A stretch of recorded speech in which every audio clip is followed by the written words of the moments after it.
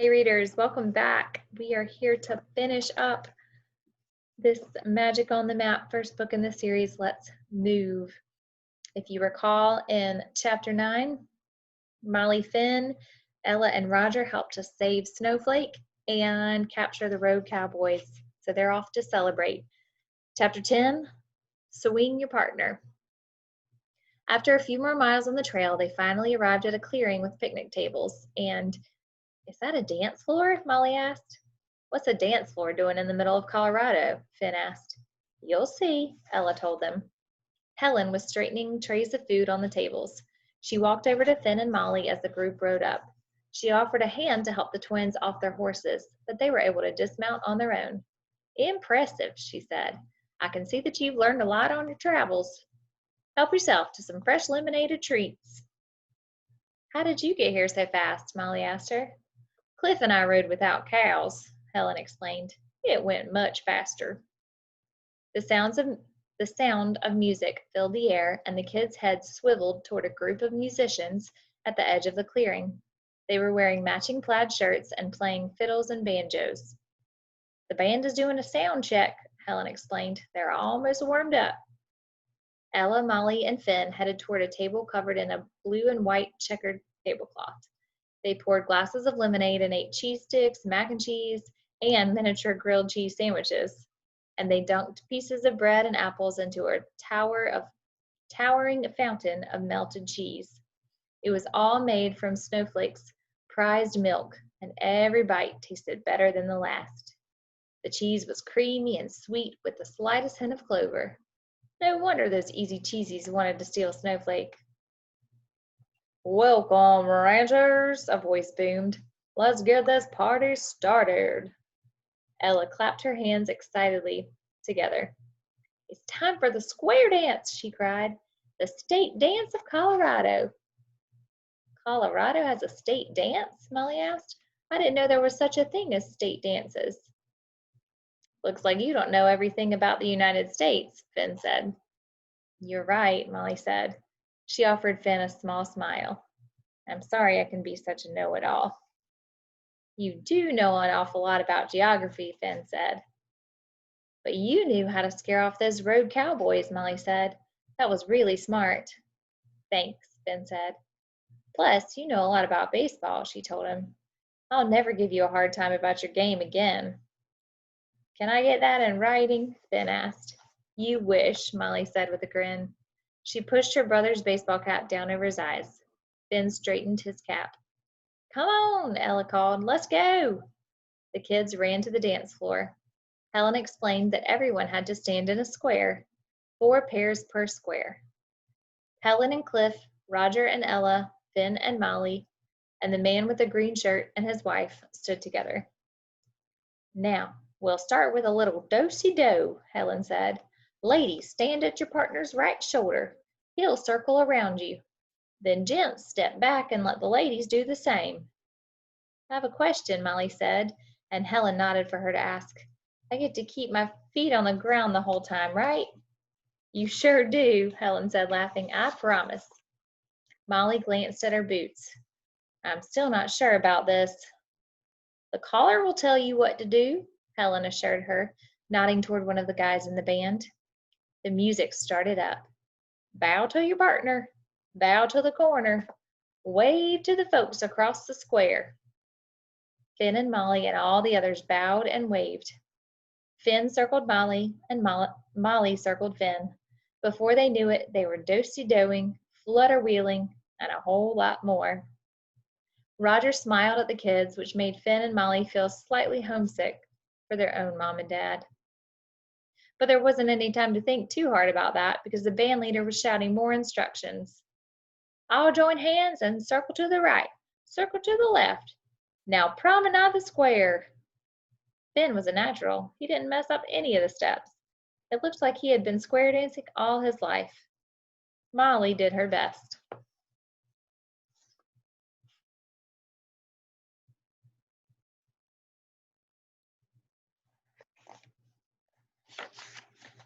Swing your partner around and round, swing 'em all around the town. I'm so dizzy, Molly said, knocking into Ella. but this is really fun. One last do-si-do. We have to square dance back in Ohio, Finn said. After a while, the band announced it would be taking a quick break. The kids went to get lemonade refills. You guys are good for first-timers, Ella said. I'm so glad you came to the Snowflake Ranch. Just then, Finn and Molly heard a faint honk in the distance. Pet? And we're back, the band leader called. Grab your partner. The banjo music started up again. Oh, yay, it's time to dance. Ella leapt to her feet. Molly fingered her friendship bracelet. Wait, Ella. I want to give you something first. It's a friendship bracelet. She took it off her wrist and put it on Ella's. Now we can be friends no matter what state we're in. Thanks, Molly, Ella said. I love it. It fits perfectly. If you're ever in Ohio, you should come to a baseball game with us, Ben said. There are the Cincinnati Reds, the Cleveland Indians, and the Ohio State Buckeyes. Or you could come to one of my Little League games. He looked down so she wouldn't see him blush. That will be awesome, Ella replied. Come on, let's go dance. She turned back to the dance floor, but the twins knew what they had to do. They joined hands and ran across the field. Chapter 11, Home Sweet Home. We're going to finish it up. Pet was parked in the grass on the other side of the trees. It was as if the camper had been waiting for them all along. The screen was lit up with when the twins climbed in. Fasten your seatbelts, kids, Pet said. We're leaving in 3, 2, wait, Finn said, fumbling with his seatbelt. The instant it clicked, the camper took off. The mountains, the prairies, and the rivers flew by the windows in a blur. We're headed home, right? Molly asked. Before Pet answered, it stopped with a jolt. Out the windows, the twins could see their white house, the hunter green mailbox, and the Johnny jump-ups in the window boxes. Their home at 24 Birchwood Drive had never looked so good. My work here is done, Pet said, and it went dark once again. Holy guacamole, Finn said. Can you believe that happened? No, I can't, said Molly, but we don't have time to talk about it now. We have to let Mom and Dad know we're safe at home. She and Finn unbuckled their seatbelts and headed for the door. Out of the corner of his eye, Finn spotted the map of the world with its one lone pushpin stuck in Harry Falls, Ohio. Hang on, he told his sister. He picked up a blue pushpin and stuck it smack in the center of Colorado. All right, let's go. They ran into the house calling, Mom, Dad, we're here. Mrs. Parker walked into the foyer. She was wearing a sundress. She looked very relaxed for someone whose kids had been missing for a whole day. There's no need to shout, she told the twins. Are you hungry? Ben and Molly looked at each other, knowing they were thinking the same thing. They both shrugged.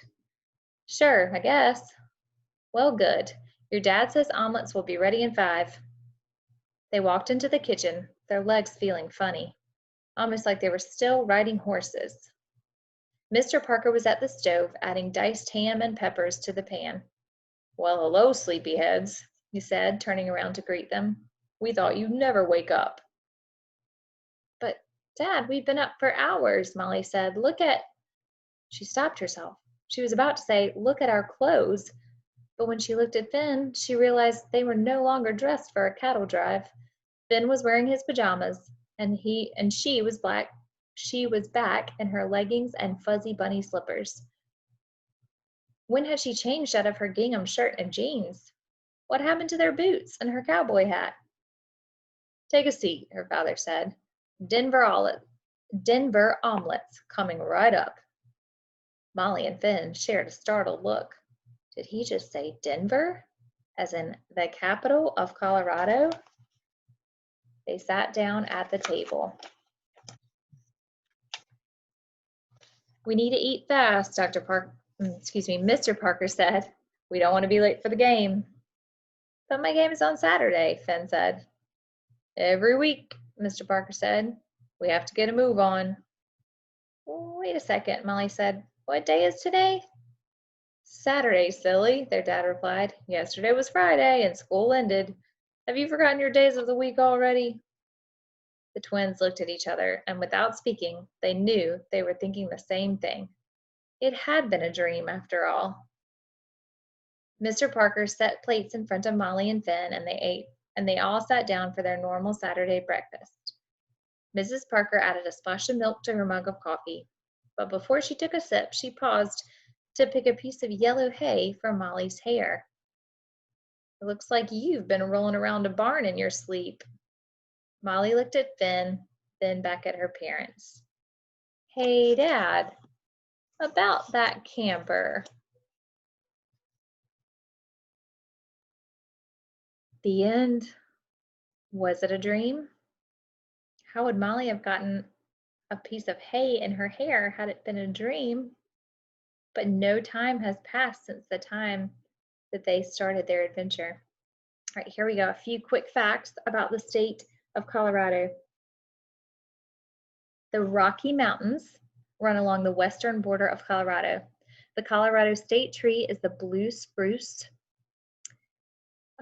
The state flag looks like this that you saw, with a big C in the middle.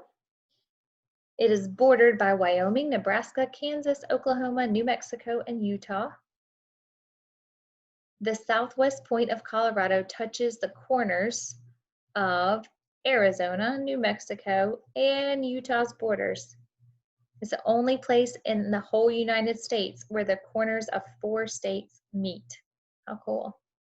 Denver is the state's capital, as you learned. Mount Lincoln is the 8th highest point in the Rocky Mountains that's in Colorado. And Pet's favorite Colorado fact is this. Rumor has it that millions of dollars worth of treasure is buried somewhere in the Rocky Mountains.